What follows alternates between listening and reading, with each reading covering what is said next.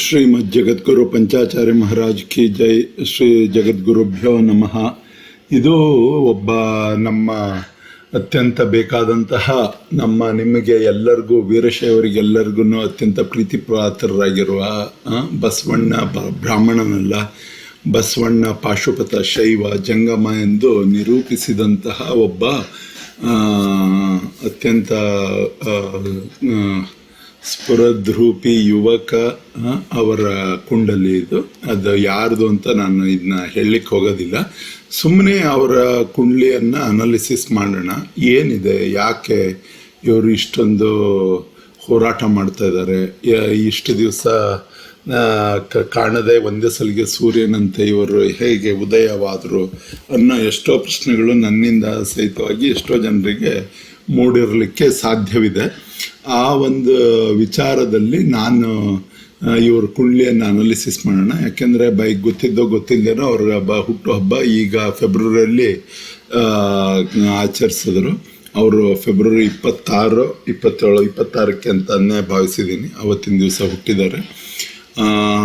ಅವರ ಲಗ್ನ ಬಂದು ಕುಂಭ ಲಗ್ನದಲ್ಲಿ ಅವರು ಹುಟ್ಟಿದ್ದಾರೆ. ಎಲ್ಲರೂ ಭಾಳಷ್ಟು ಜನಕ್ಕೆ ಏನಾಗಿದೆ ಅಂದರೆ ಲಗ್ನ ಮತ್ತು ರಾಶಿಯ ನಡುವೆ ವ್ಯತ್ಯಾಸ ಬಹಳ ಜನರಿಗೆ ಗೊತ್ತಿರೋದಿಲ್ಲ. ಲಗ್ನ ಅಂದರೆ ಏನು ಅಂದರೆ ಹುಟ್ಟಿದ ಸಮಯ ಆಧಾರಿತವಾದದ್ದೇ. ಎಲ್ಲದೂ ಈ ಕುಂಡ್ಲಿಯ ಒಂದು ವಿಶೇಷತೆಗಳು ಏನಿರ್ತವೆ ಅಂದರೆ ಹುಟ್ಟಿದ ಸಮಯದಲ್ಲೇ ನೋಡೋ ಚಂದ್ರನಿಂದ ರಾಶಿ ಗೊತ್ತಾದರೆ ಲಗ್ನದಿಂದ ಎಲ್ಲ ಗ್ರಹಗಳು ಎಲ್ಲೆಲ್ಲಿದ್ದಾವೆ, ಏನೇನು ಮಾಡ್ತವೆ ಅನ್ನೋದನ್ನ ನಾವು ಲಗ್ನದಿಂದನೇ ನೋಡಬೇಕಾಗುತ್ತೆ. ಇಲ್ಲಿ ಲಗ್ನದಲ್ಲಿ ಇವ್ರದ್ದು ಎಷ್ಟು ಸೂಪರ್ ಆದ ಸೂರ್ಯೋದಯದಕ್ಕಿಂತ ಸ್ವಲ್ಪ ಮೊದಲು ಇವರು ಹುಟ್ಟಿದ್ದು. ಲಗ್ನ ಬಂದು 8 ಡಿಗ್ರಿಯಲ್ಲಿದೆ. ಲಗ್ನ 8 ಡಿಗ್ರಿಯಲ್ಲಿದೆ. ಸೂರ್ಯ 13 ಡಿಗ್ರಿಯಲ್ಲಿದ್ದಾನೆ. ಸೂರ್ಯ 13 ಡಿಗ್ರಿಯಲ್ಲಿದ್ದಾನೆ ಅಂದರೆ ಬೇಸಿಕಲಿ ಏನಾಗುತ್ತೆ, ಸೂರ್ಯ ಲಗ್ನಕ್ಕೆಲ್ಲ ಜನರಲಿ ಬೆಳಿಗ್ಗೆ ಯಾರು ಹುಟ್ಟಿದ್ದಾರೆ ಅಂದಾಗ ಸೂರ್ಯೋದಯಕ್ಕೆ ಹುಟ್ಟಿದ್ರು, ಸೂರ್ಯೋದಯಕ್ಕಿಂತ ಮೊದಲು ಹುಟ್ಟಿದ್ರು ಅನ್ನೋದನ್ನ ನಾವು ಗಣನೆಗೆ ತಗೋಬೇಕು. ಯಾವಾಗಲೂ ಸೂರ್ಯೋದಯಕ್ಕೆ ಕರೆಕ್ಟಾಗಿ ಹುಟ್ಟಿಬಿಟ್ರು ಅಂತ ನಾವು ಸ್ವಲ್ಪ ವಿಚಾರಗಳನ್ನು ಹಿಂದೆ ಮುಂದೆ ಮಾಡ್ಕೊಳ್ಳೋದಕ್ಕಿಂತ ಸೂರ್ಯೋದಯಕ್ಕಿಂತ ಕೆಲವೊಂದು ನಿಮಿಷ ಮೊದಲು ಹುಟ್ಟಿದ್ರೆ ಆ ಕುಂಡ್ಲಲ್ಲಿ ಅನೇಕ ಪಾಸಿಟಿವ್ ಥಿಂಗ್ಸ್ಗಳು ಆಟೋಮೆಟಿಕ್ಲಿ ಮೂಡ್ ಬರ್ತವೆ. ಇವರು ಸೂರ್ಯೋದಯಕ್ಕಿಂತ ಮೊದಲು ಹುಟ್ಟಿದ್ದಾರೆ. ಆಮೇಲೆ ಲಗ್ನದಲ್ಲೇ ಸೂರ್ಯನಾಗಿರೋದ್ರಿಂದ ಅದೊಂದು ಬೇಸಿಕಲಿ ಲಗ್ನದಲ್ಲೇ ಸೂರ್ಯ ಸಿಕ್ಕಾಗ ಅದು ಬಹಳ ಸೂಪರ್ ಡೂಪರ್ ಕಾಂಬಿನೇಷನ್. ಒಂದು ಬೇಸಿಕಲಿ ಏನಂದರೆ 3 ಭಾವಗಳು ಇರ್ತವೆ. ಒಂದು 4 ಭಾವಗಳು, ಅವುಗಳನ್ನು ಹೇಳ್ತೀನಿ. ಏನಂದರೆ ಅಗ್ನಿತತ್ವ, ಭೂತತ್ವ, ಜಲತತ್ವ, ವಾಯುತತ್ವ, ಜಲತತ್ವ ಅಂತ. ಅಗ್ನಿತತ್ವ ಅಂದ್ರೇನು, ಮೇಷ, ಸಿಂಹ ಮತ್ತು ಧನುದಲ್ಲಿ ಹುಟ್ಟಿದವರು ಇವರು ಅಗ್ನಿತತ್ವದವರು ಅಂತ ಕರೀತಾರೆ. ಈಗ ಅಗ್ನಿತತ್ವದಲ್ಲಿ ಯಾರ್ಯಾರು ಬರ್ತಾರೆ, ಅಗ್ನಿತತ್ವದಲ್ಲಿ ಬೇಸಿಕಲಿ ಮಂಗಳ ಮತ್ತು ಸೂರ್ಯ ಮತ್ತು ಗುರು. ಈಗ ಲಗ್ನದಲ್ಲಿ ಮಂಗಳ ಇದ್ದು ಅಂದರೆ ಯಾವಾಗಲೂ ಅದು ಅವ್ರದ್ದು ಎಷ್ಟೇ ಲಗ್ನ ಯಾವುದೇ ರಾಶಿಯಲ್ಲೇ ಬೀಳಲಿ, ಲಗ್ನದಲ್ಲಿ ಮಂಗಳ ಅಥವಾ ಸೂರ್ಯ ಅಥವಾ ಗುರು ಬಂದುಬಿಟ್ರೆ ಲಗ್ನದಲ್ಲೇ ಸಿಕ್ಕು ಅವ್ರ ವ್ಯಯಭಾವದಲ್ಲೇ ಆಗದೇ ಲಗ್ನ ಭಾವದಲ್ಲೇ ಕರೆಕ್ಟಾಗಿ ಭಾವದಲ್ಲೂ ಲಗ್ನದಲ್ಲೇ ಬಂದುಬಿಟ್ರೆ ಅವರು ಆಟೋಮೆಟಿಕ್ಲಿ ಏನಾಗುತ್ತೆ, ಒಂದು ಈ ಲಗ್ನಕ್ಕೆ ಕಾರಕರಾದವ್ರು ಯಾರು, ಮಂಗಳ ಮತ್ತು ಸೂರ್ಯ ಅಂತಾರೆ. ನಾನು ಮಂಗಳ, ಸೂರ್ಯ ಮತ್ತು ಗುರು ಈ 3 ನಾನು ಕನ್ಸಿಡರ್ ಮಾಡ್ತೀನಿ. ಹಾಗಾಗಿ ಇಲ್ಲಿ ಸೂರ್ಯ ಲಗ್ನದಲ್ಲೇ ಬಂದಿರೋದ್ರಿಂದ ಅವರಿಗೆ ದೇಹವು ಗಟ್ಟಿ ದೇಹದ ಥರನೇ ಆಗಿರುತ್ತದೆ. ಮತ್ತು ದೇಹವನ್ನು ಅವರು ತಮಗೆ ಹೇಗೆ ಬೇಕೋ ಹಾಗೆ ನಿರೂಪಿಸಿಕೊಳ್ಳುವಂತಹ ಶಕ್ತಿಯನ್ನು ಅವರು ಹೊಂದಿರ್ತಾರೆ. ಇವರ ಕುಂಡ್ಲಿಯಲ್ಲಿ ಬೇಸಿಕಲಿ ಏನಾಗಿದೆ, ಸೂರ್ಯ ಲಗ್ನದಲ್ಲಿದ್ದಾನೆ. ಮತ್ತು ಮತ್ತೊಬ್ಬ ಲಗ್ನದ ಅಧಿಪತಿ, ಲಗ್ನಕ್ಕೆ ಕಾರಕನಾದ ಒಬ್ಬ ಮಂಗಳ, ಅವನು ಯಾವುದ್ರಲ್ಲಿದ್ದಾನೆ, 10ನೇ ಮನೆಯಲ್ಲಿ ಇದ್ದಾನೆ. ಇಲ್ಲಿ 10ನೇ ಮನೆಯಲ್ಲಿ ಮಂಗಳ ಇದ್ದಾನೆ. ಅಂದರೆ ಇಲ್ಲಿ 3ನೇ ಭಾವದ ಅಧಿಪತಿ ಹಾಗೂ 10ನೇ ಭಾವದ ಅಧಿಪತಿಯಾದ ಮಂಗಳ, ಇವರಿಬ್ಬರು ಒಳ್ಳೊಳ್ಳೆ ಸ್ಥಾನದಲ್ಲಿದ್ದಾರೆ.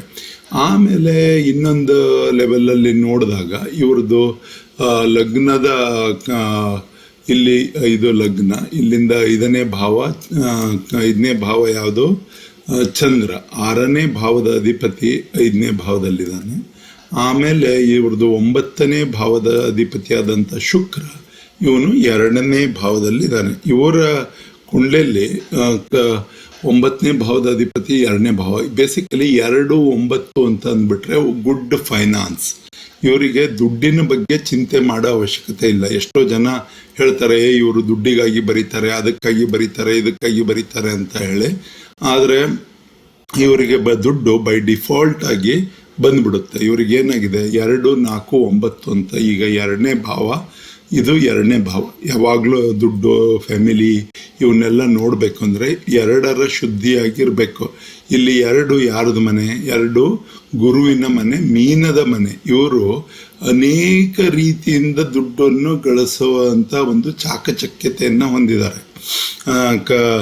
ಈಗ ಒಂದೇ ರೀತಿಯಿಂದನೇ ದುಡ್ಡು ಬರುತ್ತೆ. ಇಲ್ಲಿ ಶುಕ್ರ ಮತ್ತು ರಾಹುವಿನ ಕಾಂಬಿನೇಷನ್ ಆಗಿರೋದ್ರಿಂದ ನಾಲ್ಕನೇ ಅಧಿಪತಿಯಾದ ಶುಕ್ರ ಇಲ್ಲಿ 2ನೇ ಮನೆಯಲ್ಲಿ ಬಂದಿದ್ದಾನೆ. ಅಂದರೆ ಇಲ್ಲಿ ತನ್ನ ಮನೆಯಿಂದ ಕರೆಕ್ಟಾಗಿ 11 ಮನೆ ದೂರದಲ್ಲಿದ್ದಾನೆ. ಅಂದರೆ ಇವರಿಗೆ ಶುಕ್ರನ ನೈಜವಾದ ಒಂದು ಆಶೀರ್ವಾದ ಯಾವಾಗಲೂ ಇರುತ್ತೆ. ಹಾಗೇನೆ ಇಲ್ಲಿನೂ ನೋಡಬೇಕು. ಇಲ್ಲಿನೂ ಏನು ಅಂದರೆ ಈಗ ಇವ್ರದ್ದು 9ನೇ ಮನೆ, 9ನೇ ಅಧಿಪತಿಯಾದ ಶುಕ್ರ ಇಲ್ಲಿಂದ 2ನೇ ಮನೆಗೆ ಹೋಗಿದ್ದಾನೆ. ಅಂದರೆ ಇಲ್ಲಿಂದ 1, 2, 3, 4, 5, 6 ಅಂದರೆ 9ರ ಒಂದು ಭಾವ 6ನೇ ಮನೆಯಲ್ಲಿದೆ. ಅಲ್ಲಿ ಸ್ವಲ್ಪ ವ್ಯತ್ಯಯ ಕಂಡು ಬರ್ಬೋದು ಶುಕ್ರನಿಂದ. ಬಟ್ ಶುಕ್ರ ಇವರಿಗೆ ಈ 4ನೇ ಅಧಿಪತಿ ಅಂದರೆ ಸಂಪೂರ್ಣವಾಗಿ ತಾಯಿಯ ಒಂದು 4 ಮತ್ತು 9. ಈಗ ಕುಂಭ ಲಗ್ನದವ್ರಿಗೆ ಏನಾಗ್ತದೆ, ಇದು 4ನೇ ಮನೆಯ ಅಧಿಪತಿ ಹಾಗೂ 9ನೇ ಮನೆ. 9 ಅಂದರೆ ತಂದೆ ಅಂತ ಒಂದು ಲೆಕ್ಕ. ಈಗ ಇವರಿಗೆ 4 ಮತ್ತು 9ರ ಅಧಿಪತಿ 2ರಲ್ಲಿ ಬಂದಿರೋದಕ್ಕೆ ತಾಯಿಯ ಒಂದು ಸಂಪೂರ್ಣ ಇದು ಇವರಿಗೆ ತಾಯ್ನಾಡು ಇವನ್ನೆಲ್ಲ ನೋಡ್ಬೋದು. ತಾಯ್ನಾಡಿನ ಪ್ರೀತಿ ಇವರಿಗೆ ಸಂಪೂರ್ಣವಾಗಿ, ತಾಯಿಯ ಪ್ರೀತಿ ಸಂಪೂರ್ಣವಾಗಿ ದೊರೀತದೆ. ಅಂದರೆ 2ನೇ ಮನೆಯಲ್ಲಿ ಬಂದಿರೋದಕ್ಕೆ 9ನೇ ಅಧಿಪತಿ ಸ್ವಲ್ಪ ತಂದೆಯ ಪ್ರೀತಿ ಇದೆಯಲ್ಲ, 9ನೇ ಮನೆ ಅಧಿಪತಿ 2ನೇ ಮನೆಯಲ್ಲಿದ್ದು ತನ್ನ ಮನೆಯಿಂದ 6ನೇ ಮನೆಯಲ್ಲಿ ಬಂದಿರೋದ್ರಿಂದ ಸ್ವಲ್ಪ ತಂದೆಯ ಪ್ರೀತಿ ಸ್ವಲ್ಪ ತಂದೆ ಕಠೋರವಾಗಿರ್ತಾರೆ ಇವ್ರ ಜೊತೆಗೆ. ಅದನ್ನ ಬಿಟ್ಟರೆ ಸೂಪರ್ 2ನೇ ಮನೆಯಲ್ಲಿ, ಅದು ಮತ್ತು ಗುರುವಿನ ಮನೆಯಲ್ಲಿ. ಗುರು ಅಂದರೆ ಮೀನದಲ್ಲಿ ಶುಕ್ರ, ಅದು ಶುಕ್ರನ ಉಚ್ಚ ಸ್ಥಾನ. ಬೇಸಿಕಲಿ ಶುಕ್ರ ಎಲ್ಲಿ ಉಚ್ಚನಾಗಿರ್ತಾನೆ ಎಲ್ಲರಿಗೂ ಗೊತ್ತಿರುವ ಹಾಗೆ ಮೀನರಾಶಿಯಲ್ಲಿ ಉಚ್ಚನಾಗಿದ್ದಾನೆ. ಅದು ಮತ್ತು ರೇವತಿ ನಕ್ಷತ್ರದಲ್ಲಿ ಶುಕ್ರ ಇದ್ದಾನೆ. ರೇವತಿ ಅಂದರೆ ಯಾರು? ರೇವತಿ ಅಂದರೆ ಬುಧನ ನಕ್ಷತ್ರ. ಈ ಬುಧನ ನಕ್ಷತ್ರದಲ್ಲಿ ಉಚ್ಚನಾಗಿರೋದ್ರಿಂದ ಅವರಿಗೆ ಬುಧ ಅಂದರೆ ಏನು? Basically writing. ಬುಧ ಅಂದರೆ ಏನು? ಕೈ. ಈಗ ಬುಧ 3 ಮತ್ತು 6ನೇ ಅಧಿಪತಿ ಯಾವಾಗಲೂ ಎಲ್ಲರಿಗೂ ಗೊತ್ತಿರುವ ಹಾಗೆ. ಬುಧ ಅಂದರೆ ಯಾರು ಬರೆಯೋದು ಏನಾದರೂ, ಬುಧ ಅಂದರೆ ಈ ನಾರ್ಮಲಿ ಜರ್ನಲಿಸ್ಟು ಇವರೆಲ್ಲರಿಗೂ ಬುಧನೇ ಕಾರಕನಾಗಿರ್ತಾನೆ. ಬುಧನ ನಕ್ಷತ್ರದಲ್ಲಿ ಶುಕ್ರ ಬಂದು ಬುಧ ಇವರಿಗೆ 5 ಮತ್ತು 8ರ ಅಧಿಪತಿಯಾಗಿದ್ದಾನೆ. ಅಂದರೆ ಇವರು ಡಿಟೆಕ್ಟಿವ್ ಬರಹಗಳನ್ನು ಬರೆಯಲಿಕ್ಕೆ ಬೈ ಡಿಫಾಲ್ಟ್ ಅನುಗ್ರಹವನ್ನು ಪಡ್ಕೊಂಬಂದಿರ್ತಾರೆ. ಅಂದರೆ ಬೇಸಿಕಲಿ ಯಾರೇ ಆಗಲಿ ಕುಂಭಲಗ್ನದಲ್ಲಿ ಹುಟ್ಟಿದವರು ಬುಧ ಹೇಗೆ ಅವರಿಗೆ ವರ್ಕೌಟ್ ಆಗ್ತಾನೆ ನೋಡಬೇಕು. ಮತ್ತು ಬುಧನ ನಕ್ಷತ್ರದಲ್ಲಿ ಯಾರ್ಯಾರಿದ್ದಾರೆ ಅದನ್ನು ನೋಡಬೇಕು. ಈಗ ನೋಡ್ರಿ, ಇಲ್ಲಿ ಬುಧನ ನಕ್ಷತ್ರಗಳು ಎಲ್ಲೆಲ್ಲಿದ್ದಾವೆ? ಬುಧನ ನಕ್ಷತ್ರಗಳು ಒಂದು ಮೀನ ರಾಶಿಯಲ್ಲಿ ಇರ್ತದೆ.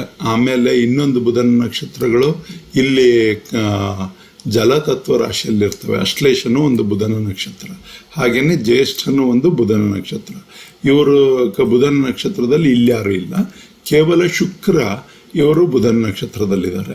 ಸೊ ಶುಕ್ರ ಇವರಿಗೆ ಬರೀಲಿಕ್ಕೆ ಬಹಳ ಒಂದು ಅನುಕೂಲತೆಯನ್ನು, ಜರ್ನಲಿಸ್ಟು ಇವರು ಒಂದೇ ಸಲಿಗೆನೇ ಜರ್ನಲಿಸಮ್ಮಿಗೆ ಹೇಗೆ ಬಂದರು, ಇಷ್ಟದ ಬರವಣಿಗೆಗಳು ಹೇಗೆ ಚೆನ್ನಾಗಾಗ್ಲಿಕ್ಕೆ ಹಿಡಿತು, ಇದೆಲ್ಲ ಯಾರಿಗಾದರೂ ನೋಡಿದವರಿಗೆ ಆಶ್ಚರ್ಯವನ್ನು ಉಂಟು ಮಾಡ್ತದೆ. ಆದರೆ ಬೇಸಿಕಲಿ ಏನಾಗಿದೆ ಅಂದರೆ ಇದು ಶುಕ್ರ ಬುಧನ ನಕ್ಷತ್ರದಲ್ಲಿ ಕೂತ್ಕೊಂಡಿರೋದ್ರಿಂದ ಇವರಿಗೆ ಬರವಣಿಗೆ ಅನ್ನೋದು ಇದು ನೀರು ಕುಡಿದಷ್ಟು ಸುಲಭ ಅಂತ ಕರೀತಾರಲ್ಲ, ಹಾಗಾಗಿ. ಮತ್ತು ಅದರ ಜೊತೆಗೆ ಶುಕ್ರ ಮತ್ತು ರಾಹುವಿನ ಕಾಂಬಿನೇಷನ್ ಇದೆ. ಹಾಗಾಗಿ ಶುಕ್ರ ಮತ್ತು ರಾಹುವಿನ ಕಾಂಬಿನೇಷನ್ ಯಾರಿಗಾರು ಬಂತು ಅಂದರೆ ಆಟೋಮೆಟಿಕ್ಲಿ ಏನಾಗಿರುತ್ತಾರೆ, ಅವರ ಸ್ವಲ್ಪ ಏನಾದರೂ ಒಂದು ಯಾರು ಗೂಬೆ ಕುಂದಿರಿಸೋದು ಒಂದು ಸಹಜವಾದ ಪ್ರಕ್ರಿಯೆ.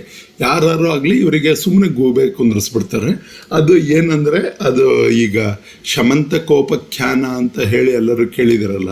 ಶಮಂತಕೋಪಖ್ಯಾನದಲ್ಲಿ ಕೃಷ್ಣನ ಮೇಲೆ ಅಪವಾದಗಳು ಬಂತು, ಆದರೆ ಕೃಷ್ಣ ತಪ್ಪು ಮಾಡಿರೋದಿಲ್ಲ, ಆದರೆ ಅದು ಅಪವಾದ ಒಂದು ಹುಟ್ಟು ಬರ್ತದೆ. ಅದಕ್ಕೆ ಈ ಶುಕ್ರ ರಾಹು ಕಾರಣೀಕರ್ತರಾಗಿರ್ತಾರೆ. ಯಾರು ನಿಮ್ಮಲ್ಲೂ ಸುಖ ಸುಮ್ಮನೆ ಅಪವಾದಗಳು ಬಂದಿದೆ ಅಂತ ಅನಿಸಿದರೆ ನನಗೆ ನಿಮ್ಮ ಕುಂಡ್ಲಿ ತೋರಿಸ್ರಿ, ನಾನು ನಿಮಗೆ ನೋಡಿ ಹೇಳ್ತೀನಿ. ಈಗ ನೆಕ್ಸ್ಟ್ ಪಾಯಿಂಟ್ ತಗೊಳ್ಳೋಣ. ಈಗ ನಾವು ಸೂರ್ಯನ ನೋಡಿದ್ವಿ. ಸೂರ್ಯ ಬೇಸಿಕಲಿ ಲಗ್ನಕ್ಕೆ ಕಾರಣೀಕರ್ತರಾದ 3 ಮೇಜರ್ ಗ್ರಹಗಳಲ್ಲಿ ಸೂರ್ಯ ಮತ್ತು ಮಂಗಳ ಮತ್ತು ಬುಧ ಆಗಲ್ಲ ಗುರು, ಈ 3 ಲಗ್ನದಲ್ಲಿತ್ತು ಅಂದರೆ ಅವರ ಕುಂಡ್ಲಿಗಳನ್ನು ನಾವು ನೋಡೋ ಅವಶ್ಯಕತೆನೇ ಇಲ್ಲ. ಅವರಿಗೆ ಬೈ ಡಿಫಾಲ್ಟ್ ಒಂದು ಆಶೀರ್ವಾದ ಸ್ವರೂಪ ಇರುತ್ತೆ. ಇದರಲ್ಲಿ ನಾನು ಕುಂಡ್ಲಿ ಅನ್ನೋದು ಬೇಸಿಕಲಿ ಎಲ್ಲರೂ ತಪ್ಪು ತಿಳ್ಕೊಳ್ಳಿಕ್ಕೆ ಹೋಗಬಾರ್ದು. ಕುಂಡ್ಲಿ ಅಂದರೆ ಅದು ಸನಾತನ ಧರ್ಮಕ್ಕೆ ಸಂಬಂಧಪಟ್ಟಿದ್ದ ವಿಚಾರ ಅಂತ. ಇದೊಂದು ಮಹಾನ್ ತಪ್ಪು. ಯಾಕೆ ಅಂತಂದರೆ ವಿಶ್ವದಾದ್ಯಂತ ನನಗೆ ಬೇರೆ ಈಗ ನಾವು ಅಖಿಲ ಕೋಟಿ ಬ್ರಹ್ಮಾಂಡ ನಾಯಕ ಮಹಾಗಣಪತಿಗೆ ವಕ್ರತುಂಡ ಮಹಾಕಾಯ ಕೋಟಿ ಸೂರ್ಯ ಸಮಪ್ರಭಾ. ಕೋಟಿ ಸೂರ್ಯ ಸಮಪ್ರಭಾ ಅಂದ್ರೇನು? ಅತ್ಯಂತ ಸೂರ್ಯನಂಥ ಅನೇಕ ಗ್ರಹಗಳು ಅಂತ ನಕ್ಷತ್ರ ಪುಂಜಗಳಲ್ಲೆಲ್ಲ ಇರುವಂಥ ಅನೇಕ ಸೂರ್ಯರಿಗೆ ಮಹಾಗಣಪತಿಯೇ ಪ್ರಥಮ ದೈವನಾಗಿರ್ತಾನೆ ಅನ್ನೋ ಒಂದು ಕಾನ್ಸೆಪ್ಟು ಸನಾತನ ಧರ್ಮದಲ್ಲಿ ಅವಾಗೇ ಒಂದು ಇಷ್ಟು ಬ್ರಹ್ಮಾಂಡದಲ್ಲಿ ಅನೇಕ ನಕ್ಷತ್ರಗಳಿದ್ದಾವೆ ಅನ್ನೋದನ್ನ ತೋರಿಸ್ಕೊಟ್ಟಿದೆ. ಕೋಟಿ ಸೂರ್ಯ ಸಮಪ್ರಭ ನಮಗೆ ಅರಿವಿಲ್ದೇ ನಾವು ಹೇಳಿರ್ತೀವಿ. ಈ ಒಂದು ಸೂರ್ಯಮಂಡಲದಲ್ಲಿ ನಾವು ಏನಾಗಿದೆ, ಶನಿ ಇದೆ, ಶುಕ್ರ ಇದೆ, ಬುಧ ಇದ್ದಾನೆ. ಈಗ ಬೇಸಿಕಲಿ ಏನು ಅಂದರೆ ಸೂರ್ಯನ ಪಕ್ಕಕ್ಕೇನೆ, ಅಂದರೆ ಸೂರ್ಯ ಮತ್ತು ಭೂಮಿಯ ನಡುವೆ ಯಾವ್ಯಾವ ಗ್ರಹಗಳು ಬರ್ತವೆ, ಒಂದು ಬುಧ ಗ್ರಹ ಬರುತ್ತೆ, ಒಂದು ಶುಕ್ರ ಗ್ರಹ ಬರುತ್ತೆ. ಹೀಗೆ ಯಾವಾಗಲೂ ಸೂರ್ಯನ ಸುತ್ತಮುತ್ತಲೇ ಶುಕ್ರ ಮತ್ತು ಇವರು ಇರ್ತಾರೆ. ಯಾರೋ ಸೂರ್ಯನ ಸುತ್ತಮುತ್ತಲೇ ಶುಕ್ರ ಮತ್ತು ಬುಧ ಇರ್ತಾರೆ. ಸೊ ಇಲ್ಲಿ ನೋಡ್ಬೋದು, ಇಲ್ಲಿ ಸೂರ್ಯ ಇದ್ದಾನೆ, ಆಮೇಲೆ ಬುಧ ಇದ್ದಾನೆ. ಬುಧ ಇಲ್ಲಿ ಹಿಂದೆ ಸೂರ್ಯನ ಹಿಂದೆ ಹೋಗಿದ್ದಾನೆ, ಆದರೆ ರೆಟ್ರೋಗ್ರೇಡ್ ಆಗಿಲ್ಲ. ರೆಟ್ರೋಗ್ರೇಡ್ ಆಗಿರಲಿದ್ದಕ್ಕೇ ಈ ಬುಧನ ಒಂದು ಪ್ರಭಾವ ಏನಾಗಿರುತ್ತೆ ಅಂದರೆ, ಎಷ್ಟೋ ಜನರ ಕುಂಡ್ಲಿಯಲ್ಲಿ ಬುಧ ಆಟೋಮೆಟಿಕ್ಲಿ ಭಾಳ ಸಲ ಕಂಬಸ್ಟ್ ಆಗ್ತಾನೆ, ಇಲ್ಲ ರೆಟ್ರೋಗ್ರೇಡ್ ಆಗಿರ್ತಾನೆ. ಏನಾದರೂ ಆಗಿ ಅವ್ರ ಕುಂಡ್ಲಿನ ಸ್ವಲ್ಪ ಕೆಡಿಸ್ಕೈ ಬಿಟ್ಬಿಡ್ತಾನೆ. ಅಂದರೆ ಕುಂಡ್ಲಿ ಕೆಡಿಸೋದು ಅಂದರೆ ಏನು, ಅವರಿಗೆ ಏನು ಮಾತಾಡಬೇಕು, ಏನು ಬಿಡಬೇಕು ಅನ್ನೋ ಒಂದು ಬೇಸಿಕ್ ಕಲ್ಪನೆ ದೂರ ಆಗಿಬಿಟ್ಟಿರುತ್ತೆ. ಈಗ ನೀವು ಇಲ್ಲೇ ನೋಡ್ತಾ ಇರ್ಬೋದು, ಇಲ್ಲಿ ಬುಧ ಇಲ್ಲಿ 12ನೇ ಮನೆಯಲ್ಲಿದ್ದಾನೆ. ಇವನು ಯಾವ್ದ್ರ ಅಧಿಪತಿ, 5ನೇ ಮನೆ ಅಧಿಪತಿ ಹಾಗೂ 8ನೇ ಮನೆ ಅಧಿಪತಿ ಆದಂಥ ಬುಧ 12ನೇ ಮನೆಗೆ ಬಂದಿದ್ದಾನೆ. ಸೊ ಇವರಿಗೆ ಒಂದು ವಿಪರೀತವಾದ ರಾಜಯೋಗವನ್ನು ಅದು ಆಟೋಮೆಟಿಕ್ಲಿ ತಂದು ಕೊಡ್ತದೆ. ಆ ವಿಪರೀತ ರಾಜಯೋಗ ಯಾವಾಗಲೂ ಇರುತ್ತೆ, ಯಾವಾಗಲೂ ಇರೋದಿಲ್ಲ. ಯಾವಾಗಿರುತ್ತೆ ಅಂದರೆ ಅವುಗಳ ಬುಧ ಮತ್ತು ಬುಧನ ಭುಕ್ತಿ ದಶಾಭುಕ್ತಿಗಳು ಅಂತ ನಡೀತವೆ. ದಶಾಭುಕ್ತಿಗಳು ನಡೆದಾಗ ನಡೀತದೆ. ಈಗ ಅವರಿಗೆ 2023ರಿಂದ ಬುಧನ ದಶೆ ಸ್ಟಾರ್ಟ್ ಆಗಿದೆ. ಈಗ ಬುಧನ ದಶೆ ಸ್ಟಾರ್ಟ್ ಆಗಿರೋದ್ರಿಂದ ಅವರಿಗೆ ಡೆಫಿನೆಟ್ಲಿ ಏನಾಗಿದೆ ಅಂದರೆ ಒಂದು ವಿಪರೀತ ರಾಜಯೋಗವಾದ ಒಂದು ಅನುಕೂಲವನ್ನು ಮಾಡಿಕೊಟ್ಟಿದೆ. ಈಗ ಬುಧನಿಂದ ಬರುವಂತಹ ವಿಪರೀತ ರಾಜಯೋಗ, ಅಥವಾ 12ನೇ ಮನೆಯಲ್ಲಿ ಕೂತ್ಕೊಂಡಿರುವ ಗ್ರಹದಿಂದ ಬರುವಂಥ ವಿಪರೀತ ರಾಜಯೋಗ, ಅದು 8ನೇ ಅಧಿಪತಿ ಅದು ಆಗಿರ್ಬೋದು, ಅಥವಾ 6ನೇ ಅಧಿಪತಿಯಾಗಿ ಅವ್ರಿಗೇನಾದರೂ ಒಂದು ರಾಜಯೋಗ ತಂದು ಕೊಡುತ್ತೆ ಅಂತಂದರೆ, ಅದು ಅರ್ಲಿ ಏಜಲ್ಲಿ ತಂದು ಕೊಟ್ಟಾಗ ಅಷ್ಟೊಂದು ಪ್ರಭಾವಿತವಾಗಿರೋದಿಲ್ಲ. ಎಷ್ಟೋ ಜನ ಮತ್ತೆ ನೀವು ನಿಮ್ಮ ಕುಂಡ್ಲಲ್ಲಿ 12ನೇ ಮನೆ 8ರ ಅಧಿಪತಿ 12ನೇ ಮನೆಯಲ್ಲಿದೆ, ನಮಗೆ ರಾಜಯೋಗದ್ದೇನು ಪ್ರಭಾವ ಆಗಿ ಅಲ್ಲಿ ವಿಪರೀತ ರಾಜಯೋಗದ್ದೇನು ಪ್ರಭಾವ ಆಗಿರೋದಿಲ್ಲ ಅಂದರೆ ಅದಕ್ಕೂ ಕೆಲವೊಂದು ಕಾರಕಗಳಿರ್ತವೆ. ಈ ಥರದ್ದು ನಿಮ್ಮಲ್ಲಿ ಆದರೆ ಈ ಥರ ಆಗುತ್ತೆ ಅಂತ. 8ನೇ ಮನೆ ಅಂದರೆ ಮಾವನ ಮನೆ. ಈಗ ಬೇಸಿಕಲಿ ಅವರ ಮಾವಂದಿರು ಇದಾರೋ ಇಲ್ಲೋ, ಅವರ ಹೆಣ್ಣು ಕೊಟ್ಟ ತಂದೆ ಅಥವಾ ಸೋದರ ಮಾವ ಇವರೆಲ್ಲ ಇದಾರೋ ಇಲ್ಲೋ, ಆ ಒಂದು ವಿಚಾರಗಳನ್ನು ಕನ್ಸಿಡರ್ ಮಾಡಿಕೊಂಡು ಈ ವಿಪರೀತ ರಾಜಯೋಗವನ್ನು ನಾವು ಲೆಕ್ಕಕ್ಕೆ ತೆಗೆದುಕೊಳ್ಬೇಕಾಗ್ತದೆ. ಹಾಗಾಗಿ ವಿಪರೀತ ರಾಜಯೋಗ ಎಲ್ಲರಿಗೂ ಆ್ಯಕ್ಟಿವೇಟ್ ಆಗೋದಿಲ್ಲ, ಕೆಲವೊಬ್ಬರಿಗೆ ಮಾತ್ರ ಅದು ಆ್ಯಕ್ಟಿವೇಟ್ ಆಗಿರುತ್ತೆ. ಹಾಗಾಗಿ ವಿಪರೀತ ರಾಜಯೋಗವನ್ನು ನೋಡೋದಕ್ಕೂ ಒಂದು ಸುಮಾರಷ್ಟು ವಿಚಾರಗಳು ಬೇಕು, ಒಂದೇ ಸಲಿಗೆ ಕಾಣೋದಿಲ್ಲ. ಇವ್ರದ್ದು ಇಲ್ಲಿ ಸೂರ್ಯ, ಈಗ ಇಲ್ಲಿ ಸೂರ್ಯನ್ನೇ ಮತ್ತೊಂದು ಸ್ವಲ್ಪ ನೋಡೋಣ. ಇವ್ರ ಸೂರ್ಯ ಯಾವ ಮನೆ ಅಧಿಪತಿ? 7ರ ಅಧಿಪತಿಯಾದ ಸೂರ್ಯ ಲಗ್ನದಲ್ಲೇ ಇದ್ದಾನೆ. ಮತ್ತು ಈ ಸೂರ್ಯ ಇದ್ದಾನಲ್ಲ, ಇವನು ಇಲ್ಲಿ 13 ಡಿಗ್ರಿಯಲ್ಲಿದ್ದಾನೆ. ಆಮೇಲೆ ಚಂದ್ರ 4 ಡಿಗ್ರಿಯಲ್ಲಿದ್ದಾನೆ. ಸೊ ಇವರು ಚಂದ್ರ 4 ಡಿಗ್ರಿಯಲ್ಲಿರಬೇಕಾಗಿ, ಆಮೇಲೆ ಚಂದ್ರನಿಗೆ, ಇವರಿಗೆ ಚಂದ್ರ ಅಂದರೆ ಜನರಲಿ ಹೆಣ್ಣು ಅಥವಾ ತಾಯಿ ಕಾರಕ ಅನ್ನೋ ಒಂದು ಇರುತ್ತೆ. 5ನೇ ಮನೆಯಲ್ಲೇ ಚಂದ್ರ ಇದ್ದಾನೆ. ಆಮೇಲೆ ಚಂದ್ರನ ಡಿಗ್ರಿ 4 ಡಿಗ್ರಿ ಇರೋದ್ರಿಂದ ಬೇಸಿಕಲಿ ಇವರ ತಾಯಿ ಏನೇ ಇವರು ಸಾಧನೆ ಮಾಡಿದ್ರೂ ಒಂದು ಇನ್ನೂ ಮಾಡಬೇಕು ಅನ್ನೋ ಒಂದು ಉತ್ಸಾಹವನ್ನು ಕೊಡ್ತಾರೆ. ಮತ್ತು ಇಲ್ಲಾಂದರೆ ಸ್ವಲ್ಪ ಬೈತಾನೆ ಇರ್ತಾರೆ, ಏನಪ್ಪ ಇದು ಇನ್ನು ಇಷ್ಟಕ್ಕೆ ಮುಗಿತಾ, ಇನ್ನೂ ಮಾಡ್ಬೋದಲ್ಲ ಅನ್ನೋ ಒಂದು ಭಾವ ಅವರ ತಾಯಿಯಿಂದ ಇವರಿಗೆ ಮೂಡಿ ಬರುತ್ತೆ. ಮತ್ತು ಅದು ಇವರಿಗೆ ಹೆಚ್ಚಿಗೆ ಶಕ್ತಿಯನ್ನು ಕೊಡುತ್ತೆ. ಯಾಕೆಂದರೆ 4ನೇ ಭಾವದ ಅಧಿಪತಿಯಾದಂಥ ಶುಕ್ರ ಇಲ್ಲಿ 11ನೇ ಮನೆಯಲ್ಲಿ ಕೂತ್ಕೊಂಡು ರೇವತಿ ನಕ್ಷತ್ರದಲ್ಲಿ ಇರೋದರಿಂದ ಇವರು ಯಾವುದೇ ಒಂದು ವಿಚಾರಗಳನ್ನು ಅಷ್ಟು ಈಸಿಯಾಗಿ ಕೈ ಬಿಡೋದಿಲ್ಲ. ಆಮೇಲೆ ಇಲ್ಲಿ ಸೂರ್ಯ ಇದ್ದಾನಲ್ಲ, ಈ ಸೂರ್ಯ ಇಲ್ಲಿ ನವಾಂಶದಲ್ಲಿ ಇವ್ರದ್ದು ಏನಾಗಿದೆ, ಬಹಳ ಇವ್ರು ಯಾಕೆ ಬರವಣಿಗೆಗಳು ಸೂಪರ್ ಡೂಪರ್ ಆಗಿರ್ತವೆ ಅಂತಂದರೆ, ನವಾಂಶ ಲಗ್ನ ಧನುರ್ಲಗ್ನ ಅಂದರೆ ಏನು? ಬೇಸಿಕಲಿ ಧನು ಅಂದರೆ ಅವಾಗ ನಾವು ಅಗ್ನಿ ತತ್ವದಲ್ಲಿ ಧರ್ಮತತ್ವದಲ್ಲಿ 3 ಮನೆಗಳಿರ್ತವೆ ಅಂತ ಹೇಳಿದ್ನಲ್ಲ. ಧರ್ಮತತ್ವದ ಮನೆಗಳಾದಂತಹ ಮೇಷ, ಸಿಂಹ ಮತ್ತು ಧನು, ಈ 3ರಲ್ಲಿ ಈ ನವಾಂಶದಲ್ಲಿ ಇವರಿಗೆ ಧನುರ್ಲಗ್ನ ಬಂದಿರೋದು. ಮತ್ತು ಆ ಇಲ್ಲಿ ಏನಾಗಿದೆ, ಅಲ್ಲಿಂದ 3ನೇ ಮನೆ ಆದಂತಹ ಇದು 3ನೇ ಮನೆ ಲಗ್ನ, ಇದ್ರದ್ದು ಲಗ್ನ ಅದು D1 ಅಂದರೆ ಲಗ್ನ ಚಾರ್ಟಿನ ಇದರಲ್ಲಿ ಸೂರ್ಯ ಏನಾಗಿದ್ದಾನೆ, ಸೂರ್ಯ ವರ್ಗೋತ್ತಮನಾಗಿದ್ದಾನೆ. ಅಂದರೆ ಇಲ್ಲಿ ಈ ಸೂರ್ಯ ಇದ್ದಾನಲ್ಲ, ಇಲ್ಲೇ ಕಾಣುತ್ತೆ, ಕುಂಭದಲ್ಲೇ ಇದ್ದಾನೆ, ಇಲ್ಲೂ ಕುಂಭದಲ್ಲೇ ಇದ್ದಾನೆ. ಹಾಗಾಗಿ ಸೂರ್ಯ ವರ್ಗೋತ್ತಮನಾಗಿ ಶುಕ್ರನ ಜೊತೆಗೆ ಸೇರಿರೋದ್ರಿಂದ ನವಾಂಶದಲ್ಲೇ ಇವ್ರಿಗೆ ಏನು ಮಾಡುತ್ತೆ ಅಂದರೆ, ಇವರಿಗೆ ಬರವಣಿಗೆಗಳಿಗೆ ಇಲ್ಲಿ D1ನಲ್ಲಿ ಏನು ಮಾಡಿದೆ, ಅದು ನಕ್ಷತ್ರದಲ್ಲಿ ಬುಧನ ನಕ್ಷತ್ರದಲ್ಲಿ ಶುಕ್ರ ಬಂದಿದೆ. ಇಲ್ಲಿ ಇದರಲ್ಲಿ ಯಾವುದೋ ನವಾಂಶದಲ್ಲಿ ಶುಕ್ರ 3ನೇ ಮನೇಲಿ ಬಂದಿರೋದ್ರಿಂದ ದ್ಯಾಟ್ ಕ್ರಿಯೇಟ್ಸ್ ಇವರ ಬರವಣಿಗೆಗಳು ಅತ್ಯಂತ ಸುಮಧುರ, ಸುಲಲಿತವಾಗಿ ಆಟೋಮೆಟಿಕ್ಲಿ ಓದ್ಕೊಂಡು ಹೋಗಂಗೆ ಬರೀತಾರೆ ಅನ್ನೋದನ್ನ ಈ ಒಂದು ಕುಂಡ್ಲೆಯಲ್ಲಿ ನೋಡ್ಬೋದು. ನಾವು ರವೀಂದ್ರನಾಥ್ ಟಾಗೋರ್ ಕುಂಡ್ಲೆ ಆಗಲಿ, ನಮ್ಮ ಶಂಕರಾಚಾರ್ಯರ ಕುಂಡ್ಲೆ ಆಗಲಿ, ನಮ್ಮ ಶಂಕರಾಚಾರ್ಯರ ಕುಂಡ್ಲೆಲ್ಲೂ ಶಂಕರಾಚಾರ್ಯರು ಸಹಿತ ಕುಂಭಲಗ್ನದಲ್ಲೇ ಹುಟ್ಟಿದ್ದಾರೆ ಅಂತ ನಾನು ಆಮೇಲೆ ಇನ್ನೊಂದು ಯಾವ್ದಾದ್ರು ಒಂದು ವಿಡಿಯೋ ಮಾಡಬೇಕಾದ್ರೆ ಅಥವಾ ಶಂಕರಾಚಾರ್ಯರ ವಿಡಿಯೋವನ್ನೇ ಮಾಡಬೇಕಾದ್ರೂ ನಾನು ನಿಮಗೆ ತೋರಿಸ್ಕೊಡ್ತೀನಿ. ಸೊ ಇಲ್ಲಿ ಇದೆಲ್ಲ ಆಯ್ತಲ್ಲ. ಈಗ ಏನು 5ನೇ ಮನೆ 5, 9, 1, 5, 9 ನೋಡಿದಾಗ ಸೂರ್ಯ ಮತ್ತು ಚಂದ್ರ ಇಲ್ಲಿ ಆಟೋಮೆಟಿಕ್ಲಿ ವಾಯು ತತ್ವದಲ್ಲಿ ಸೂರ್ಯ ಚಂದ್ರರು ಇದ್ದಾರೆ. ವಾಯು ತತ್ವದಲ್ಲಿ ಸೂರ್ಯ ಚಂದ್ರರು ಇರೋದ್ರಿಂದ ಅದು ಒಂದು ವಿಶೇಷವಾದ ಇದನ್ನ ಕೊಡ್ತಾರೆ ಬೇಸಿಕಲಿ. ಆಮೇಲೆ ಇದರಲ್ಲೇ ಇನ್ನೊಂದು ಪಾಯಿಂಟ್ ಹೇಳ್ತೀನಿ. ಇಲ್ಲೇನಾಗಿದೆ, ಇದು ಬುಧನ ಮನೆ ಯಾವುದಿದು, ಕನ್ಯಾದಲ್ಲಿ ಕೇತು ಮತ್ತು ಗುರು ಇದೆ. ಕನ್ಯಾದಲ್ಲಿ ಕೇತು ಮತ್ತು ಗುರು ಇರಬೇಕಾದ್ರೆ ಇದು 8ನೇ ಮನೆಯಲ್ಲಿ, ನೈಸರ್ಗಿಕವಾಗಿ 8ನೇ ಮನೆ ಅಂದರೆ ಯಾವುದು, ಸ್ಕಾರ್ಪಿಯೋದಲ್ಲಿ ಈ ಲಗ್ನದ ಪ್ರಕಾರ 8ನೇ ಮನೆ ಯಾವುದು, ಇಲ್ಲಿ ಕೇತು ಗುರು ಅಂತ ಬರ್ತಾರೆ. ಇವರು ಕೇತು ಗುರು 8ನೇ ಮನೆಯಲ್ಲಿರೋದ್ರಿಂದ, 8ನೇ ಮನೆ ಅಂದರೆ ಏನು, ಅಸ್ಪಷ್ಟವಾದ ವಿಚಾರಗಳು ಅಥವಾ ಡಾರ್ಕ್ನೆಸ್ ಅಂತ ಕರೀತಾರೆ.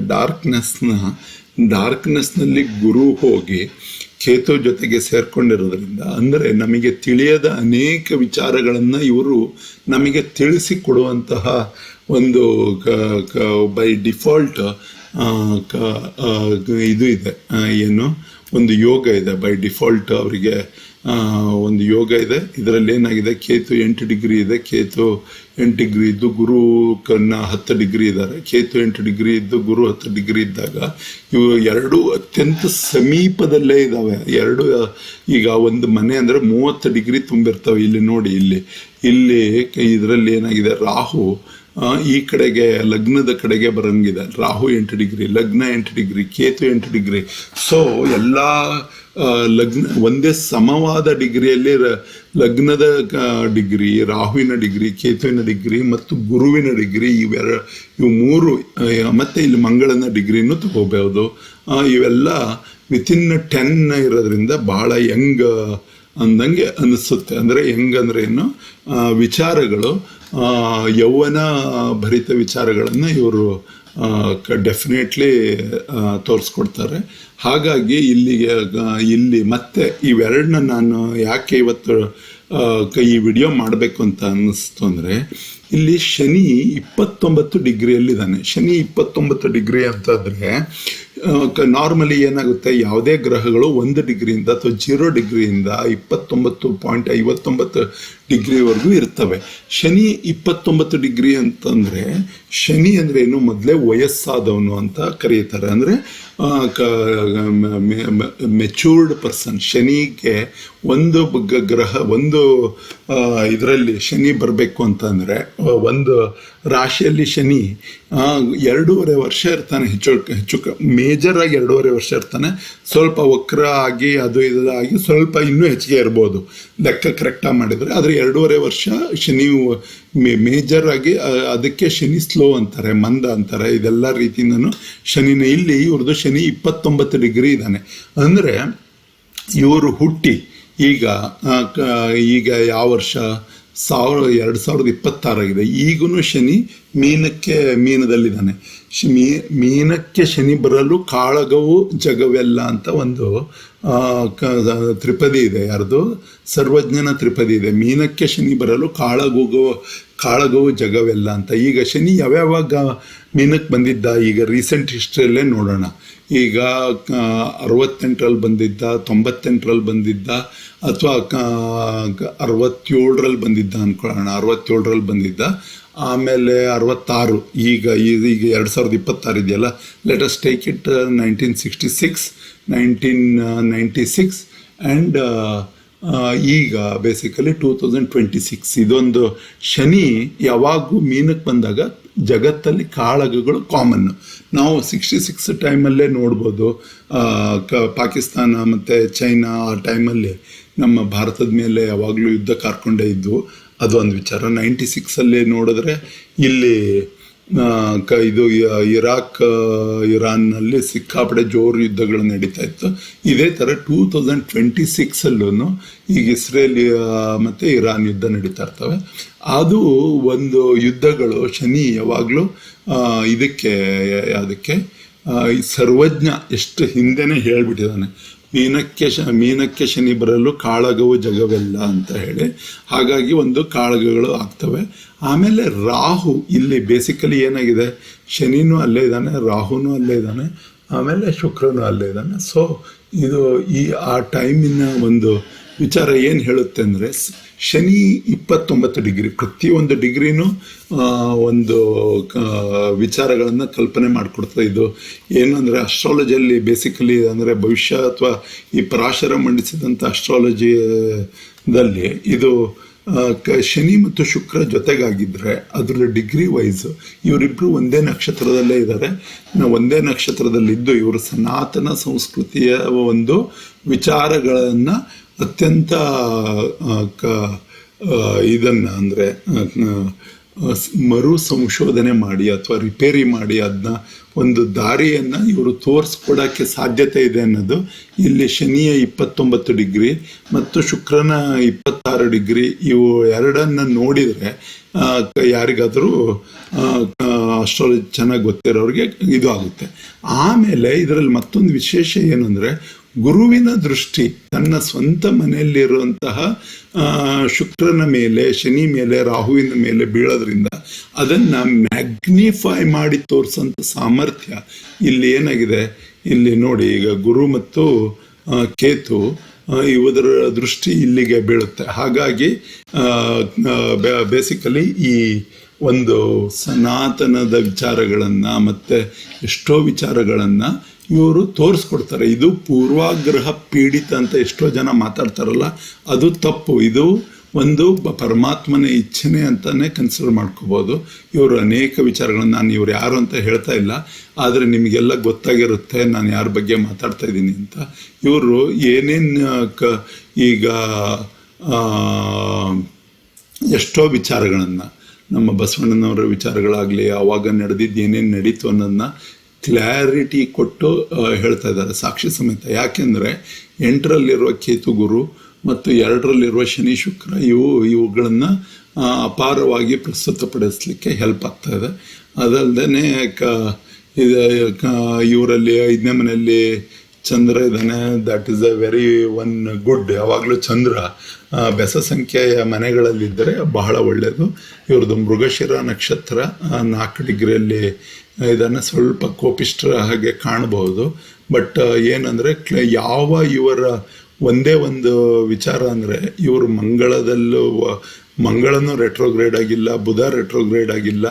ಇವರ ರೆಟ್ರೋಗ್ರೇಡ್ ಓನ್ಲಿ ಒನ್ ಪ್ಲ್ಯಾನೆಟ್ ಇದೆ, ಅದು ಯಾವುದು ಅಂದರೆ ಗುರುವಿನ ಪ್ಲ್ಯಾನೆಟ್ಟು 8ನೇ ಮನೆಯಲ್ಲಿದೆ. ಸೊ ಒಂದು ಸ್ವಲ್ಪ ಗುರುವಿನ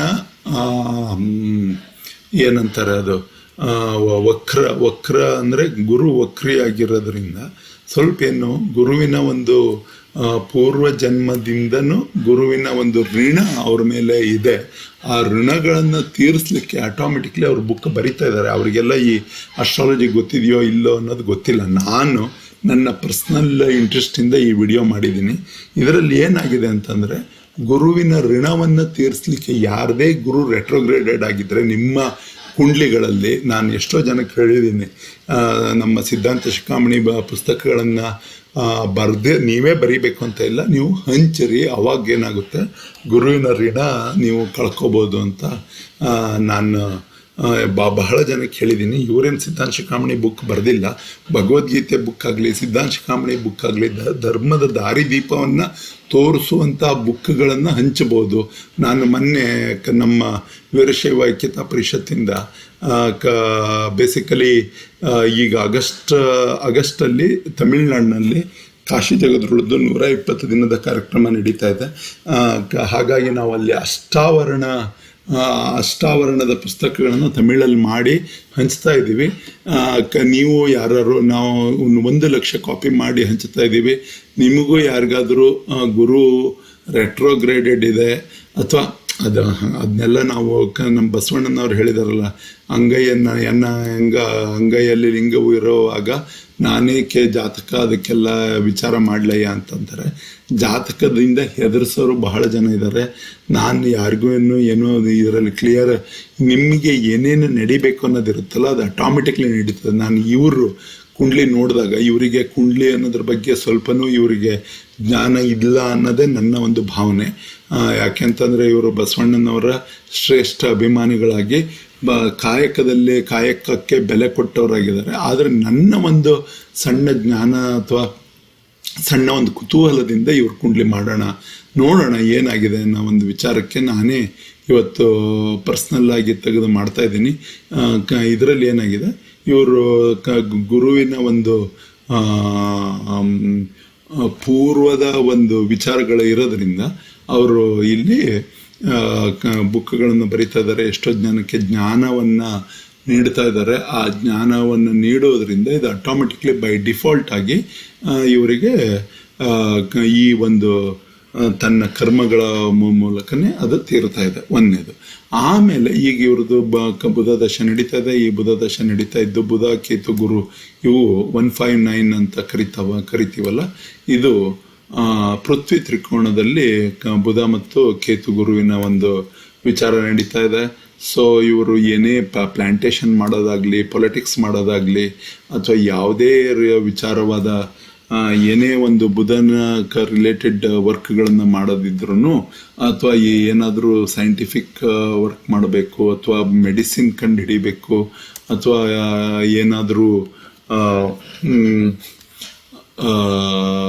ಲಕ್ಸುರಿ ಪ್ರಾಡಕ್ಟ್ಸ್ ಮಾಡಿಸ್ಬೇಕು, ಅಥವಾ ಗಂಧ ಬೆಳಿಬೇಕು, ಇವೇನೇ ಮಾಡಿದ್ರು ಗಂಧವನ್ನು ಇವರು ಬೆಳೆದ್ರಂತೂ ಸೂಪರ್ ಡೂಪರ್ ಆಗಿ ಅವರಿಗೆ ಹೇಳಕ್ಕೆ ಬರದಷ್ಟು ಚೆನ್ನಾಗಿ ಗಂಧ ಅವರಿಗೆ ಮೂಡ್ ಬರ್ತದಂತ ನಾನು ಈ ಮೂಲಕ ಹೇಳ್ತೀನಿ. ಇದರ ನಡುವೆ ಮಂಗಳನ ದೃಷ್ಟಿ ಇದು ಮಂಗಳ 10ನೇ ಮನೆಯಲ್ಲಿದೆ. ಬೇಸಿಕಲಿ ಏನಾಗಿದೆ ಇಲ್ಲಿ, ಮೂರನೇ ಮನೆ ಅಧಿಪತಿಯಾದ ಮಂಗಳ 10ನೇ ಮನೆಯಲ್ಲಿದ್ದಾನೆ. ಸೊ 10ರ ಅಧಿಪತಿಯೂ ಆಗಿ 3ರ ಅಧಿಪತಿಯೂ ಆಗಿ, ಅಂದರೆ ಇವರು ಬೇಸಿಕಲಿ ಇವರ ಅಣ್ಣ ತಮ್ಮ ಎಲ್ಲ ಇದಾರಲ್ಲ, ಇವರೆಲ್ಲ ಅವರೂ ಫಿಸಿಕಲಿ ಚೆನ್ನಾಗಿರ್ತಾರೆ. ಆಮೇಲೆ ಫಿಸಿಕಲಿ ಚೆನ್ನಾಗಿರ್ತಾರೆ ಅಂದರೆ ಗಟ್ಟಿಮುಟ್ಟ ದೇಹದವರಾಗಿರ್ತಾರೆ. ಇವರ ಕೆಲಸದಲ್ಲಿ, ಕಾರ್ಯದಲ್ಲಿ, ಅಥವಾ ಇವರು ಏನೇ ಒಂದು ವಿಚಾರಗಳನ್ನು ಮಂಡನೆ ಮಾಡಬೇಕು ಅಂತ ಇದ್ದರೆ ಆಟೋಮೆಟಿಕ್ಲಿ ಇವರು ಮಂಡನೆ ಮಾಡೇ ಮಾಡ್ತಾರೆ. ಸೊ ಅದಕ್ಕೆ ಇವರ ಧೈರ್ಯಕ್ಕೆ ಯಾರೇ ಸವಾಲು ಹಾಕಿದ್ರು ಆ ಸವಾಲಲ್ಲಿ ಯಾರು ಸವಾಲು ಹಾಕಿರ್ತಾರಲ್ಲ ಅವ್ರು ಆಟೋಮೆಟಿಕ್ಲಿ ಸೋಲೋದಂತೂ ಸಹಜ ಅನ್ನೋದು ನಾನು ಇಲ್ಲಿ ಯಾರಿಗೂ ಹೆದರ್ಸೋಕ್ಕಾಗಿ ಹೇಳ್ತಾ ಇಲ್ಲ. ಇದೇ ಕುಂಡ್ಲಿಯನ್ನು ನೀವು ಬೇರೆ ಯಾರಿಗಾದರೂ ಬೇಕಾದ್ರೂ ಹೋಗಿ ತೋರಿಸಿ, ಇಲ್ಲಿ ಇದೆ ಈ ಕುಂಡ್ಲಿಯವರು. ಈತ ನೋಡಿಬಿಟ್ರು ಅಂದರೆ ಸಾಕು, ಯಾರೋ ಒಬ್ಬರು ಅಸ್ಟ್ರಾಲಜರ್ ಬಿಡಪ್ಪ ನಿನ್ನ ಜೊತೆಗೆ ಯಾಕಪ್ಪ ಮಾತಾಡಬೇಕು, ನೀನೇನು ಮಂಡಿಸ್ತೀಯಲ್ಲ ವಿಚಾರ ಇಲ್ಲದೆ ಮಾಡಿಸ್ಲಿಕ್ಕೆ ಸಾಧ್ಯನೇ ಇಲ್ಲ. ಮಂಗಳನಿಗೆ ನಾವು ಲಾಜಿಕ್ ಅಂತ ಕರಿತೀವಿ. ಮಂಗಳನಿಗೆ ಲಾಜಿಕ್ ಅಂದ್ರೇನು, ಅವನು ಏನೇ ಒಂದು ಇರಬೇಕಾದ್ರೂ ಅದು ಲಾಜಿಕ್ ಇಲ್ಲದೇ ಇಡೋಕ್ಕೆ ಸಾಧ್ಯನೇ ಇಲ್ಲ. ಈ ಮಂಗಳನ ದೃಷ್ಟಿಗಳನ್ನು ನೋಡೋಣ ನಾವು. ಈ ಮಂಗಳನ ದೃಷ್ಟಿ ಎಲ್ಲೆಲ್ಲಿದೆ? ಮಂಗಳನ ದೃಷ್ಟಿ ಇಲ್ಲಿಂದ ಲಗ್ನದ ಮೇಲಿದೆ. ಅವರು ತಮ್ಮ ದೇಹವನ್ನು ಲಾಜಿಕಲಿ ಇಟ್ಕೊಂಡಿರ್ತಾರೆ. ಒಂದನೇದಾಗಿ ತಮಗೆ ಹೇಗೆ ಬೇಕು ಹಾಗೆ ರೂಪಿಸ್ಕೊಳ್ಳಿಕ್ಕೆ ಅವ್ರ ಕೈಯಲ್ಲಿ ಕೆಪಾಸಿಟಿ ಇದೆ. ಅಂದರೆ he is A very hard working. ಆಮೇಲೆ ಈ ಮಂಗಳನ ದೃಷ್ಟಿ ಇಲ್ಲಿ 4ನೇ ಮನೆ ಮೇಲೆ ಬಂದಿದೆ. 4ನೇ ಮನೆ ಮೇಲೆ ಮಂಗಳನ ದೃಷ್ಟಿ ಇರೋದ್ರಿಂದ ಸ್ವಲ್ಪ ತಾಯಿ ಜೊತೆಗೆ ವಾದ ವಿವಾದಗಳನ್ನು ಮಾಡುವಂಥ ಒಂದು ಮನಸ್ಥಿತಿ ಉಳ್ಳವರಾಗಿರ್ತಾರೆ. ಆಮೇಲೆ 5ನೇ ಮನೆ ಮೇಲೆ ಮಂಗಳನ ದೃಷ್ಟಿ ಇರೋದ್ರಿಂದ ಸ್ವಲ್ಪ ಮಟ್ಟಿಗೆ ತಮ್ಮ ಮಕ್ಕಳ ಮೇಲೆ ಒಂದು ಕೇರ್ಫುಲ್ ದೃಷ್ಟಿಯನ್ನು ಸಹಿತ ಇಟ್ಕೊಂಡಿರ್ತಾರೆ. ತಮ್ಮ ಮಕ್ಕಳ ಅಂತಂದರೆ 5ನೇ ಮನೆ ಬರೀ ಮಕ್ಕಳದ್ದೊಂದೇ ಅಂತಲ್ಲ, ತಮ್ಮ ಕೃತಿಗಳ ಮೇಲೆ ಆಗಿರಲಿ ಅಥವಾ ಎಲ್ಲದರಲ್ಲೂ ಒಂದು 100 ತಾವು ಏನು ಮಾಡ್ತೀವಿ, ತಮ್ಮ ಕೈಯಿಂದ ಏನೇನಾಗುತ್ತೆ ಅವುಗಳ ಮೇಲೆಲ್ಲ ಒಂದು ಲಾಜಿಕಲ್ ದೃಷ್ಟಿಯನ್ನು ಇಟ್ಕೊಂಡೇ ಅವರು ನಡೆಸ್ತಾ ಇರ್ತಾರೆ. ಸೊ ಈ ಕುಂಡ್ಲಿ ಬಹಳ ಬ್ಲೆಸ್ಡ್, ಎಲ್ಲರ ಕುಂಡ್ಲಿನೂ ಬ್ಲೆಸ್ಡ್ ಇರ್ತವೆ. ನಮ್ಮ ಪೂರ್ವ ಅಲ್ಲಿ ಆಗಾಮಿ ಕರ್ಮ, ಸಂಚಿತ ಕರ್ಮ ಮತ್ತು ಸೂಚಿತ ಕರ್ಮ ಅಂತ 3 ಥರದ ಕರ್ಮಗಳಿರ್ತಾವಲ್ಲ, ಇದರಲ್ಲಿ ಇವ್ರಿಗೆ ಏನೆಂದರೆ ಗುರುವಿನ ದೃಷ್ಟಿ ಮಾಡಬೇಕಾದಂಥ ಒಂದು ಕರ್ಮ ಇರೋದ್ರಿಂದ ಸೊ ಇವರು ಇನ್ನೂ ಅನೇಕ ಬುಕ್ಗಳನ್ನು ಬರೀಲಿ, ನಮಗೆಲ್ಲ ದಾರಿ ತೋರಿಸ್ಲಿ, ಮತ್ತು ಅನೇಕ ವಿಚಾರಗಳನ್ನು ಇವರು ಇದನ್ನು ತೆಗೆದುಕೊಡ್ಲಿ. ಇವರೇನು ಪೂರ್ವಗ್ರಹ ಪೀಡಿತರಾಗಿ ಬರೀತಾರೆ ಅನ್ನೋ ಒಂದು ಕೆಲವೊಬ್ಬರ ಕಲ್ಪನೆ ಇದೆಯಲ್ಲ, ಅದೆಲ್ಲ ಅವುಗಳಿಂದ ದೂರ, ಜನರು ಆಟೋಮೆಟಿಕ್ಲಿ ದೂರ ಆಗಲಿ. ಬೇಸಿಕಲಿ ಹಾಗೆ ಬರೆಯೋದಿಲ್ಲ ಅಂತ ನಾನು ನನ್ನ ಒಂದು ವಿಚಾರವನ್ನು ಹೇಳ್ತಾ ಇದ್ದೀನಿ. ನಿಮ್ಮ ವಿಚಾರಗಳನ್ನು ಮಾಡಲಿಕ್ಕೆ ನೀವು ಓಪನ್ ಆಗಿರ್ರಿ, ದಟ್ಸ್ ಓಕೆ. ಬಟ್ ಇದು ಇವತ್ತು ಜುಲೈ 11, 2026. ನಾನು ಯಾಕೆ ನನಗೆ ಶುಕ್ರನ ವಿಚಾರ, ಶನಿ ಮತ್ತು ಶುಕ್ರ ಇವರಿಗೆ 2ನೇ ಮನೆಯಲ್ಲಿರೋದಕ್ಕೆ, ಅದರ ಮೇಲೆ ಗುರು ಇರೋದ್ರಿಂದ ಇವರು ಸನಾತನವಾದ ಅಥವಾ ಪೂರ್ವದ ವಿಚಾರಗಳನ್ನು ಬಹಳ ಸ್ಪಷ್ಟವಾಗಿ ಹೇಳೋಂಥ ಒಂದು ಕೆಪಾಸಿಟಿ ಇದೆ ಅನ್ನೋ ಒಂದು ಮನಸ್ಸಿಗೆ ಬಂತು. ಹಾಗಾಗಿ ಈ ವಿಡಿಯೋ ಮಾಡಿದ್ದೀನಿ. ನಿಮಗೂ ಯಾರಿಗಾರು ಏನಾದರೂ ವಿಡಿಯೋ ಮಾಡಬೇಕು ಅಂತ ಅನಿಸಿದ್ರೆ ದಯವಿಟ್ಟು ನನಗೆ ಕಾಂಟ್ಯಾಕ್ಟ್ ಮಾಡಿ, ಇದರಲ್ಲಿ ಕಮೆಂಟ್ ಮಾಡಿ. ಆಮೇಲೆ ಮತ್ತೆ ನಮ್ಮ ಇದಕ್ಕೆ ಅಷ್ಟಾವರಣ ಬುಕ್ ಪಬ್ಲಿಷ್ ಮಾಡ್ತಾಯಿದ್ದೀವಿ. ಆ ಅಷ್ಟಾವರಣ ಬುಕ್ಕಿಗೆ ನೀವು 1,00,000 ಕಾಪಿ ಮಾಡಿಸ್ತಿರೋ ಅಥವಾ ಎಲ್ಲ 11 ಲಕ್ಷ ನಾನು ಕಲೆಕ್ಷನ್ ಮಾಡಲಿಕ್ಕೆ ಹೊರಟಿದ್ದೀನಿ. ನಾನೊಬ್ಬನೇ ಅಲ್ಲ, ನಮ್ಮ ಐಕ್ಯತಾ ಪರಿಷತ್ ವತಿಯಿಂದ. ನೀವು ಏನಾದರೂ ಅದರಲ್ಲಿ ಭಾಗವಹಿಸೋದಾದರೆ 9731073511 ಅಂತ ಒಂದು ನನ್ನ ನಂಬರ್ ಇದೆ, ಅದಕ್ಕೆ ನಿಮ್ಮ ದೇಣಿಗೆಗಳನ್ನು ಕಳಿಸ್ಬೋದು. ಇದು ವಾಲಂಟಿಯರಿ, ನೀವು ಕೊಡಲೇಬೇಕು ಅಂತ ಏನಿಲ್ಲ, ಬಟ್ ಜಸ್ಟ್ ನಿಮ್ಮಲ್ಲಿ ಈ ಮೂಲಕ ಮನವಿ ಮಾಡ್ಕೋತಾ ಇದ್ದೀನಿ. ಶ್ರೀಮದ್ ಜಗದ್ಗುರು ಪಂಚಾಚಾರ್ಯ ಮಹಾರಾಜ್ ಕಿ ಜೈ, ಶ್ರೀ ಯಡಿಯೂರು ಸಿದ್ಧಲಿಂಗೇಶ್ವರ ಮಹಾರಾಜ್ ಕಿ ಜೈ. ಮಾನವ ಧರ್ಮಕ್ಕೆ ಜಯವಾಗಲಿ, ಧರ್ಮದಿಂದಲೇ ವಿಶ್ವಕ್ಕೆ ಶಾಂತಿ. ಶ್ರೀ ಜಗಜ್ಯೋತಿ ಬಸವೇಶ್ವರ ಮಹಾರಾಜ್ ಕಿ ಜೈ. ಎಲ್ಲ ಶರಣರಿಗೂ ಜಯವಾಗಲಿ. ಧನ್ಯವಾದಗಳು.